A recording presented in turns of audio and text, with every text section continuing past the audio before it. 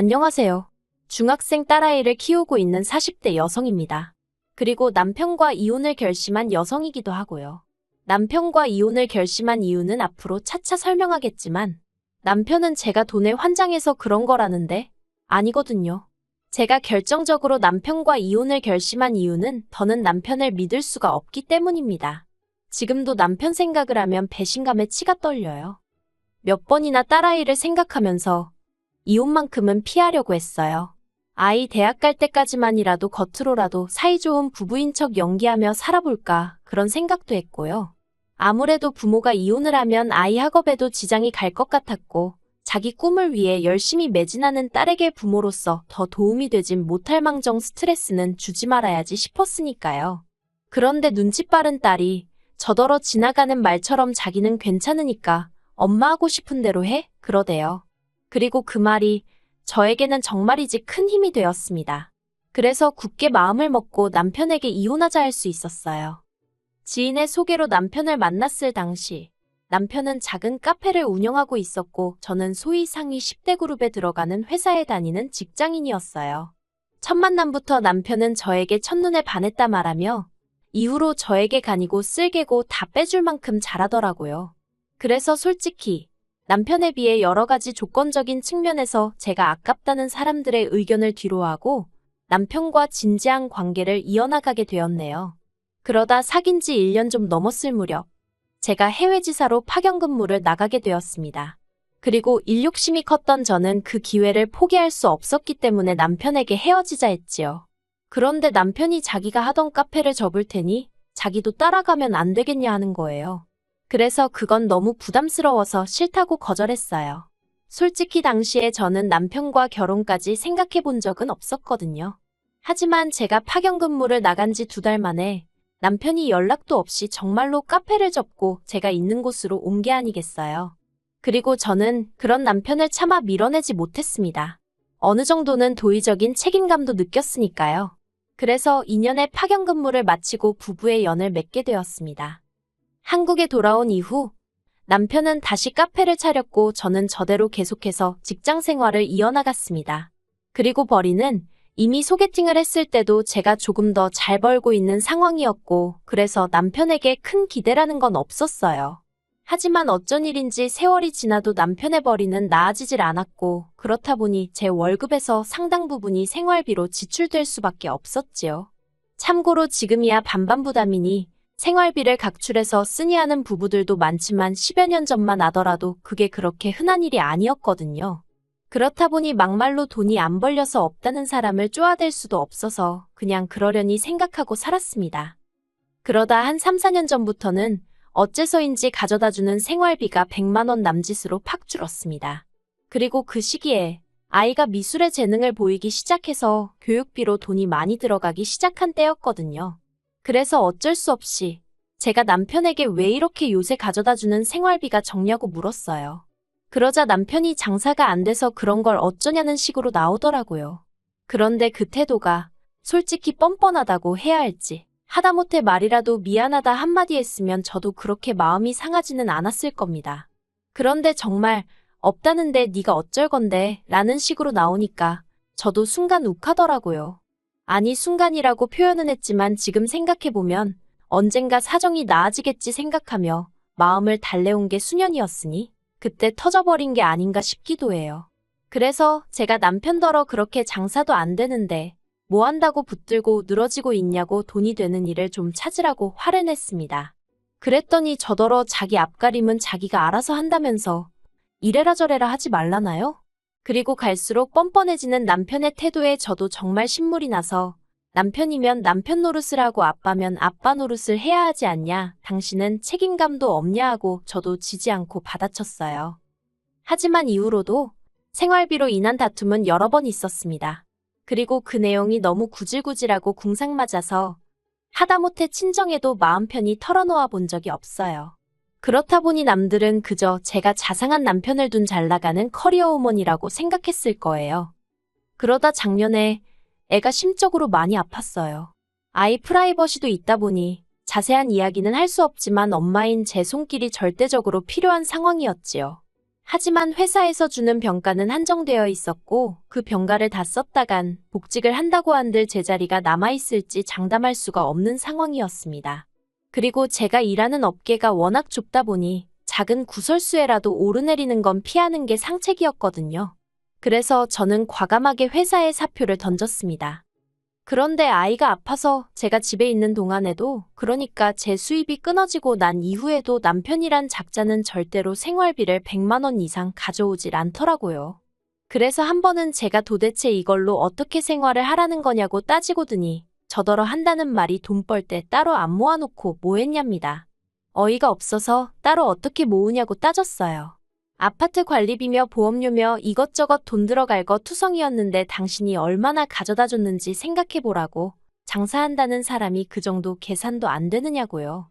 그리고 이건 여담이지만 물론 제가 번 돈을 전부 다 생활비에 썼던 것 아니에요.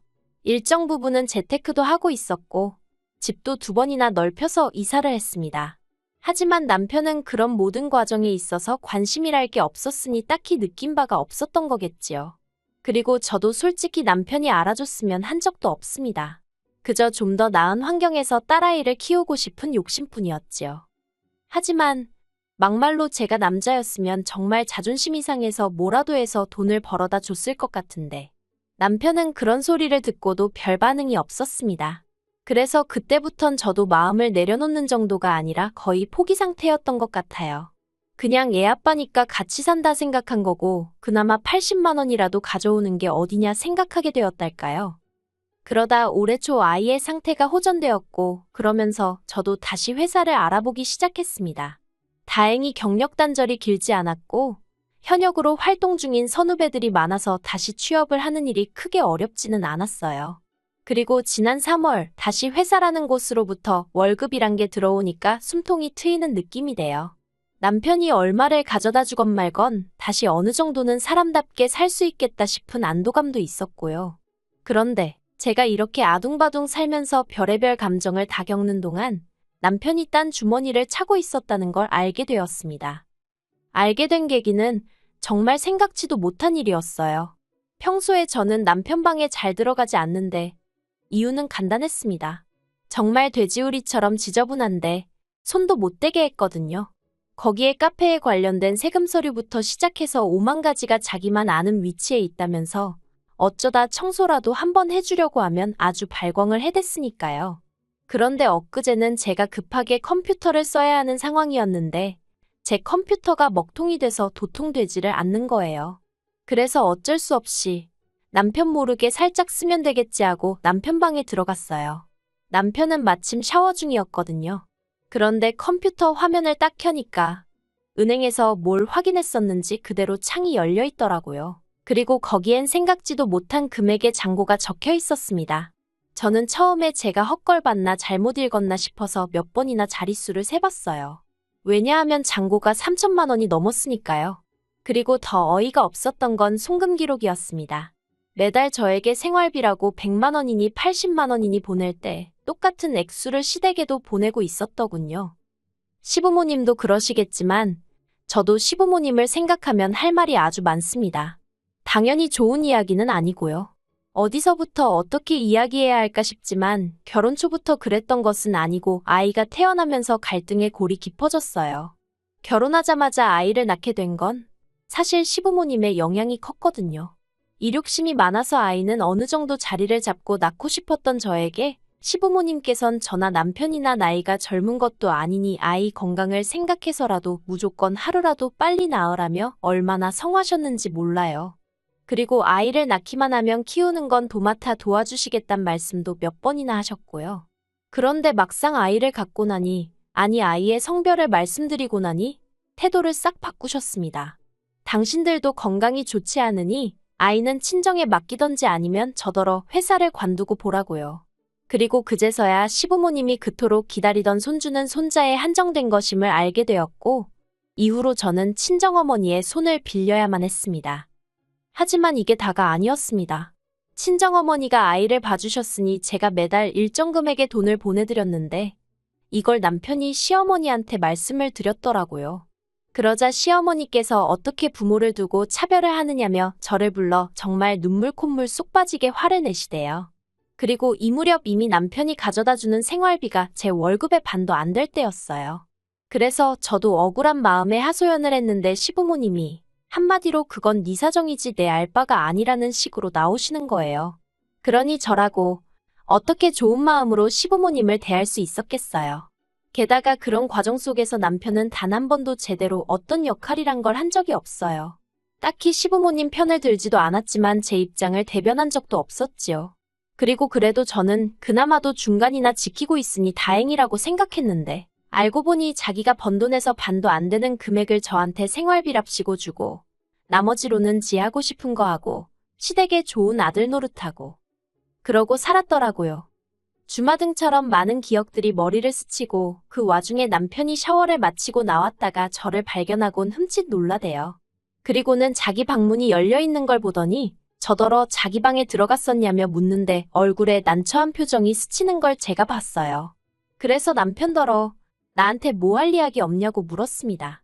그러자 남편이 오히려 큰 소리를 내며 저더러 할 이야기가 있으면 하라고 자길 떠보지 말라대요. 그래서 이제껏 돈 못 벌어와도 애 아빠니까 그래도 자기 딴엔 한다고 하는데 장사가 안 돼서 그런 거겠지 하고 수십 수백 수천 번을 이해했다고. 그런데 이제 보니까 뒤로 당신은 혼자 호의호식하고 살았더라? 하고 소리를 쳤어요. 그러자 남편이 처음엔 그럴 의도가 아니었답니다. 그냥 비상금 정도로 생각하고 모았던 건데 액수가 커지니까 욕심도 나고 그리고 자기가 생활비를 조금밖에 안 줘도 우리 먹고 사는 데는 아무 지장이 없지 않았냐며 그래서 별로 문제라고 생각을 안 했다는 거예요. 그래서 제가 애 아파서 나 일 쉬는 동안 내가 돈 때문에 얼마나 스트레스 받는지 알지 않았냐. 애 상담 한번 갔다 오면 10얼마씩 까먹는 것도 알지 않았냐. 그런데도 당신 나한테 생활비랍시고 겨우 돈 100만 원도 안 되는 돈 갖다 준 거 말고 단돈 10원이라도 더 주려고 해본 적 있냐. 정말 그간 가슴에 맺혀있던 말들을 미친 듯이 쏟아냈습니다. 그리고는 왜인지 눈물이 얼마나 흐르던지 단지 슬퍼서가 아니라 그간 서러움, 억울함, 그 모든 게 눈물이 되어 쏟아져 나오는 기분이었어요. 그리고 이후로 남편과 일주일 동안 냉전을 치렀습니다. 정확히 말하자면 저는 남편을 없는 사람 취급했고 남편은 그런 제 눈치를 보더라고요. 10여 년을 같이 살면서 셀 수 없는 싸움을 해왔지만 그렇게 남편을 철저히 무시해본 건 처음이었는데 그래서인지 남편이 제 눈치를 정말 많이 보대요. 그리고 그런 남편의 모습이 제 눈에는 어찌나 비열해 보이던지 사랑이 없어도 부모로서 평생을 함께 가려고 했습니다. 능력이 없는 남자여도 제가 선택한 사람이고 제 아이의 아빠니까 제가 책임지려고 했어요. 그런데 남편이란 작자에게는 능력뿐만이 아니라 책임감도 의리도 없다는 걸 알게 되니까 하루하루가 지나갈수록 더 꼴도 보기 싫어지대요. 그래서 결국 남편에게 도저히 그냥 넘어갈 수가 없다고 이혼하자 했습니다. 그 3천만 원 내놓으란 소리 안 한다고 대신 이 집이나 양육권 그 어느 것 하나 욕심내지 말라는 말과 함께요. 그리고 저는 직접 시부모님께 전화를 걸었습니다. 받자마자 시어머니께서 저더러 네가 웬일이냐며 비아냥거리시길래 그간 저한테 늘 불만도 많으시고 마음에 안 들어 하신 거 안다고 그래서 좋은 소식을 알려드리려고 전화드렸다 했어요. 저희 이혼하기로 했어요. 하니까 잠깐의 정막이 흐르더니 갑자기 왜 그러냐입니다. 그래서 시어머니더러 매달 애아빠가 생활비를 드렸던데 몇 년이나 드렸는지는 묻지도 않겠다고. 하지만 작년에 한참 애 때문에 생활비가 빠듯해서 생신 한번 건너뛰었을 때도 저한테 몇 번이나 짜증을 내지 않으셨냐. 그런데 보니까 그때는 애아빠가 심지어 평소보다 50만 원이나 더 보내드렸던데 그걸 받고도 나한테 짜증을 내고 싶으셨냐 물었습니다. 그리고는 저희 집으로 왔어야 할 생활비 중 얼마를 갖다 쓰셨는진 모르겠지만 이제 아예 아들을 돌려드릴 테니 그 아들을 벗겨드시던지 팔아드시던지 마음대로 하시라 했어요. 솔직히 이제 와서 말이지만 어머님 아들은 저한테는 식충이 빈대에 불과하다고, 없는 게 낫다고요. 남편은 이혼만큼은 못한다고 버티고 있지만 저는 이미 결정을 내렸습니다. 아파트는 이미 팔아버렸어요. 다음 달에 새로운 사람들이 이사를 올 텐데 남편이 안 비켜줄 수는 없겠지요. 그리고 저랑 딸아이는 친정에 와 있습니다. 친정 부모님은 제가 이혼하기로 했다니까 처음엔 이혼만큼은 안 된다. 돈 있고 사람 낳냐 사람 낳고 돈 낳지 하셨지만 그간의 사정을 들으시더니 지금은 친정아버지께선 남편이 당신 눈에만 띄었다간 아주 사지를 찢어놓겠다고 벼르고 계세요. 그리고 딸애는 무슨 죄인가요? 지 아빠 같은 사람 만날까봐 무섭다며 벌써부터 결혼 안 한다고 저러는데 엄마로서 미안할 뿐입니다.